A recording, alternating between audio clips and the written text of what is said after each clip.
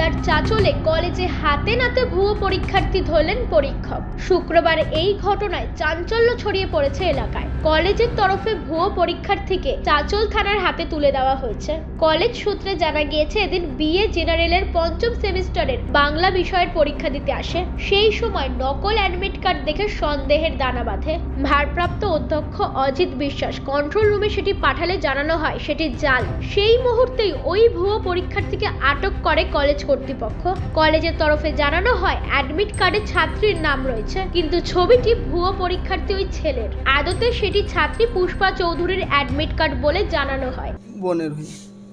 কি নাম বলে? পুষ্পা চৌধুরী। কোন কলেজে সিট করেছো? চাঁচল কলেজে। কেন করতে হলো এটা? কি করলে? মানে অসুস্থ কারণে আমি করেছি, তাই আমি করেছি। কি করেছো? মানে এক্সামটা দিয়েছি, ওর হয়ে যাবে। অ্যাডমিট কার্ড জাল করেছো? মানে ছবি বসিয়েছিলাম। মালদা থেকে বলাই পোদ্দারের রিপোর্ট, U Bangla TV. U Bangla TV, হৃদয় ছুঁয়ে যায়।